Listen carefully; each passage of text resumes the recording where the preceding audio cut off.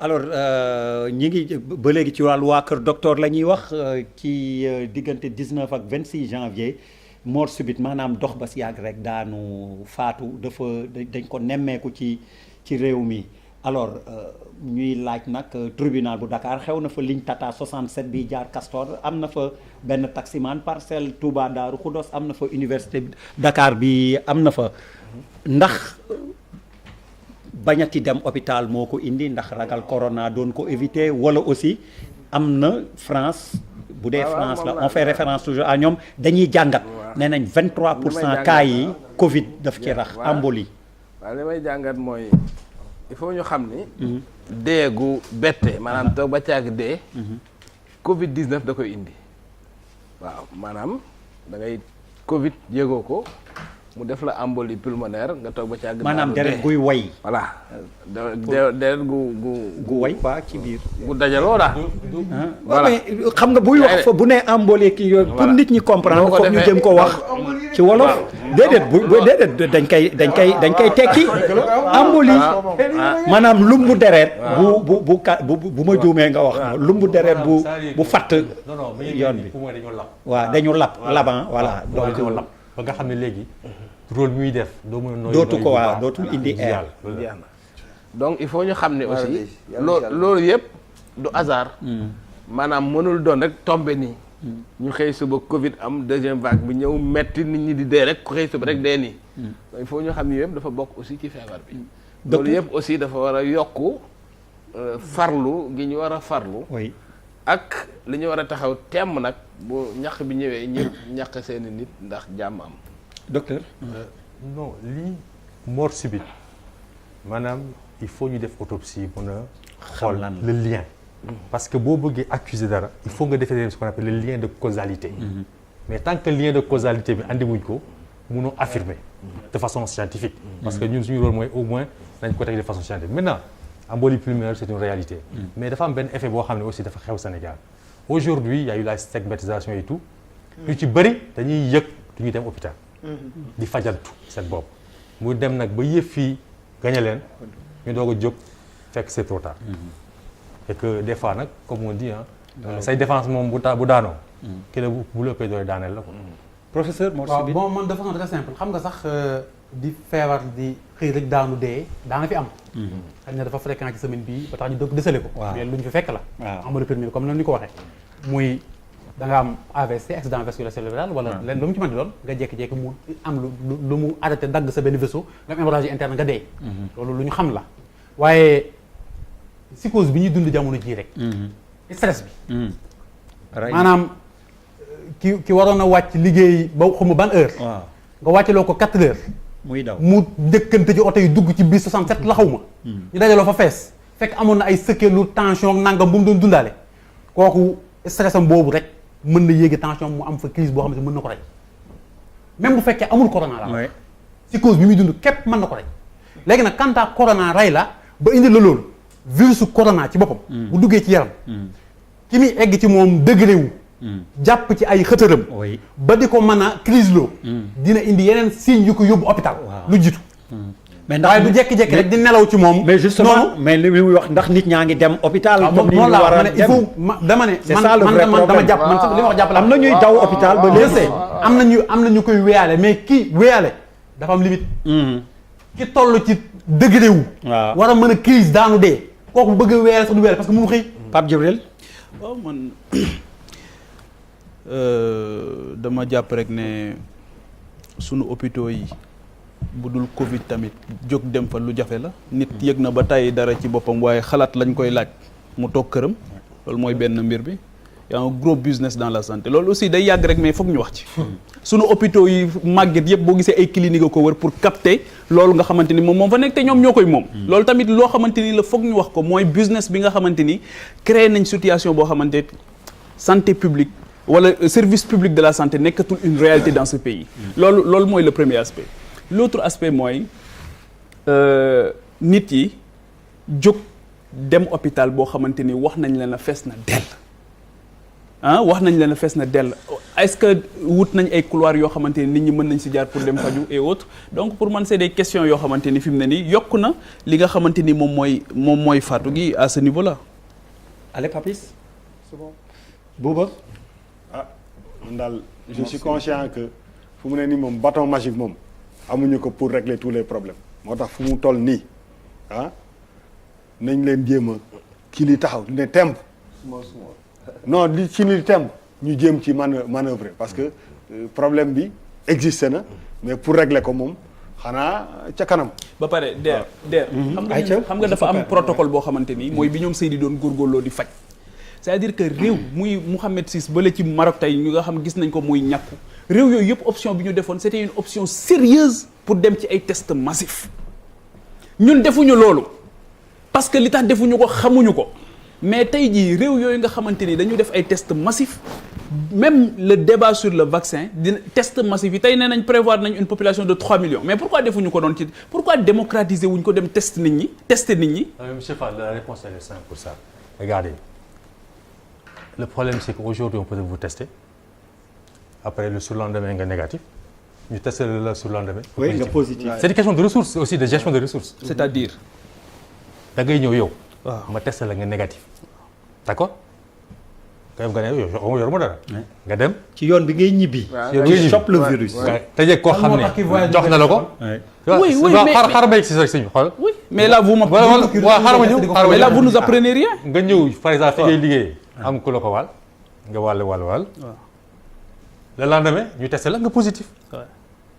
maintenant kiy dem mais dëkk bi muy dem bu ñu demandé certificat mais foog nga dem fa bala ngay dem Côte d'Ivoire gi boobu pour nga dem fa foog nga am sa négatif. Sénégal booy ñëw États-Unis ñoom duñ ko demandé mais dëkk yi léegi ñu ci bëri dañ naan la il faut nga am test PCR. waaw soo ko amul doo dem léegi dëkk yi nga xamante ni c'est-à-dire que test massif. mais daf la doon permettre nga am. non mais test massif je vous donne l'exemple. waaw le pays qui a fait le test massif. sur première vague bi tout le monde l'a dit on l'a magnifié c'était l'Allemagne. Aujourd'hui qu'est-ce qui se passe en Allemagne. C'est pire encore. Non, Allemagne sori na Ouganda bi test massif la. Non, je parle de l'Allemagne. Je parle de l'Ouganda. Des choses maîtrisées. Oui, moi je parle de l'Ouganda. Voilà. J'ai un document maîtrisé. Mais pour voir. mais gars yi gis. Habib voilà. Pourquoi ngeen dem Allemagne. mort subite. Pourquoi la vérité doit sonner blanche. mort subite. ndax gaañee dematul hôpital. waaw c'est-à-dire li may foofu rek mooy xam nga depuis que feebar bi am ba léegi. gars yi dematuñu hôpital. parce que yaakaar naa ne aussi autorités yi ngi def état ngi def ay campagne de sensibilisation. parce que képp ku xam ne aussi sentir nga ay symptômes da nga dem si benn poste de santé bu la gën a jege. mais ñitti lii dañuy ragal dem. loolu tamit bokk na si lii aussi tax tamit mu am ay mort subite quoi. bi ci topp Pierre. fast track ko ñu yëkkati jotaay bi ci topp fan nga ñuy yóbbu l'hécatombe qu'il y a eu bilan bi dafa évoluer sax entre bi ñuy def infographie bi 8 morts lañ ma wax ak 18 blessés ci accident circulation boo xam ni démb la am diggante Kaffrine Kaolack dagga jaxate la foofu tudd ci témoignage yi ñu njëkk recueillir yëpp nee nañ minicar bi moo doon doublé ci foo xam ni waru fa woon doublé malheureusement et puis le drame est arrivé. moo camion bi tase yaaraat nit ñi rek comme gis-gis gi mais man sama problème mais est-ce que tali Sénégal yi gis ngeen leen tali yi waxuma Dakar rek tali yi quoi les tali là les routes là nu ñu toll mais boo demee voyager si ba ñibbi si dafoo accident c'est un miracle c'est ça le problème tali yu xat c'est Dakar qui est nickel ailleurs c'est une catastrophe les routes sont tali yi nii la tollu Sénégal nii docteur au moins je pense que su dee ay 7 ans yooyu au moins une 50aine de fois question bi laaj nañ ma ko. donc mais ñu répété rek. waaw mais moom laay wax nii non dama ne la ma waxoon daaw rek moom la te wax ji yëpp xam ngeen ko. c'est-à-dire ba peut-être boo oto yi impliqué wu ci accident bi ay oto yu warul woon daw la. tu am visite technique. on a passé les images fii effectivement boo gisee oto. voilà nga xam ne ñii waruñu woon daw. waaw man dama gis benn. Pierre balaa muy jeex si tu retrouves la voiture wanaat ñu ko. benn chauffeur Kalando. moo ne ma dafa dem di def visite technique. ñu xoolal ko ba ne ko apte na mu war a dem. taa oto bi mënul tàkk. wax bi jeex na Franco laay na foofu. Pape Djibril c'est deux choses li Bouba wax. débat bi am nañ ko fi ba tàyyi deux choses. bu njëkk bi mooy l'accès au permis. nit ñi amee permis. loo fa am tawarkal la beneen bi mooy contrôle bi. mooy le contrôle contrôle bi tam dafa am leneen lu ci dugg mooy ñiy contrôler te foofu it question fondamentale mooy la motivation pour éviter toute forme de corruption. mooy bu ñu assainir secteur bi rek problème bi rek la wu. Cheikh. c'est pas li nga doon wax ku nekk loo def la ci war a fekk la. waaw ak aussi parc automobile bi aussi da ngay wax il faut oto yi il faut ñu. jublu si Habib. je pense aussi c'est benn problème indiscipline rek moo am problème. parce que léegi da ngay xool pratiquement ñuy dawal yëpp état oto yi tamit war nañ ko xoolaat. accident bi mooy moom la ñuy wane ni oto baa ngi nii. xoolal état oto yi. xam nga tey jii nii malheureusement Pape Djibril mi ngi waxu permis man pour man ñii ay ngandi chauffeur lañu. xam nga tax ñu nekk ngandi chauffeur oto yi ñuy dawal pour nga mun ko dawal de dëkk à dëkk. il faut nga c'est-à-dire que le problème mooy. boo dellu seen concentration début ba fin mais ki la jox autorisation ne la oto bi mën a daw à la limite kooku yow sa responsabilité génne na ko. mais c'est vrai moom c'est tout. docteur ñu déglu docteur. dem ci daw rek dañu dem. li wax nii dafa c'est vrai. bala ngay état oto bi man yëg naa benn taxi boo xamante bii des fois maa ngi naan kañ la ñuy yëg est-ce que dinañ yëg mais boîte bi kii mais le gars il s'est arrangé. on a fait xaw ma au moins 6 kilomètres. te oto boobu bu demoon yoon normal nii doo yem da ngay doo ko dawal. docteur Sow sur l'accident. alors sur l'accident man dama koy lié ko ak li ñu fi rek. dafa am benn étude bu ñuy def bu yàggul ñu ne accident 5 sur 100 000 accident. Par contre il faut 1 sur 100 000 pour faire un effet secondaire pour les vaccins. Donc ça signifie quoi? Ça signifie que il y a plus de risque de faire des accidents avec les voitures que de faire un effet secondaire avec les vaccins. topp na ko bu mu sës rek. allez bu mujj bi bon on fait un peu de politique Cheikh Yérim xam naa bii dina la ñoo lànk coow li fa am. waaye PDS it ak benn pàcc ci société civile bi gis nañ damante tànk bi ñu nekkee laaj bi nag mooy vraiment ndax taxawaay gu leen waroon la ak à qui ça profite Habib a ngi ree ndax xam naa ni moom. man je pense que pas bi tontu bi leer na ça profite au pouvoir. li Ablaye Wade recevoir gars yi. jox leen 1000 euros na leen maa leen ko may dépense. ñu génn mu yoole leen. yaakaar naa ne fa la coow li ñëwee ba léegi paa bi nag xamul tax mu def loolu xanaa dafa bëggoon wax ni ñoom malal nii waa société civile bi ñoom dafa bëggoon wax ni daal maanaam dafa bëggoon weer société civile bi daal. non l'implosion n'est pas liée à ça. mais ñoom daal en tout cas waa ñoo lànk ñoom. non loolu depuis loolu la yàlla ñoom ak problème PDS ba léegi. non c'est pas. en une minute oui nu mu demee. non du loolu. oui. Ablaye Wade bi muy jox gars yi 1000 euros c'était par rapport à un rassemblement. te c'était clair. les gens n'ont pas de problème par rapport comment ça a été dépensé. léegi lu indi coow li. loolu mosu si am problème. je sais pas comment non et puis loolu ça fait plus de je sais pas combien de temps li indi affaire bi mooy. effectivement il y a le FRAPP et Y en a marre qui ont décidé de sortir de Ñoo Lank parce que dañ leen di reprocher qu'ils ne sont pas tout le temps.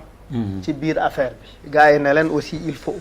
plateforme la rek mouvement bu nekk dafa am liggéeyam bu mu war a doxal puisque reproche yooyu ñu ngi continuer pour effectivement ñu bañ a toll ci leneen ñu ne leen on sort de la plateforme. c'est une décision responsable. waaw mais bon ba pare je pense que aujourd'hui par exemple boo jëlee ku mel ni Y'en a marre mi ngi fii yaa ngi ñoom FRAPP ak yooyu mais ku nekk da ngay bañ sa morom aussi. nëbb la tuuti loolu dëgg am na ci parce que non dëgg la affaire bi tamit benn moment positionnement bi daf ci am solo c'est non les acquis là les acquis par exemple Y'en a marre bu FRAPP bëggee chaque jour mu jóg des fois mu gis FRAPP jóg fii Y'en a marre stratégiquement gars yi naan gars yi ñu ngi nelaw gars yi dëgg la affaire bi tam kii la mais luñ ci mënti nekk rek man daal fu mu ne nii xam na ni sama énergie yëpp ci virus bi laa ko def allez waaw bon man xam naa pas pour le thème sax waaye lànk gi ñuy lànk laa ne man su ma doon lànk.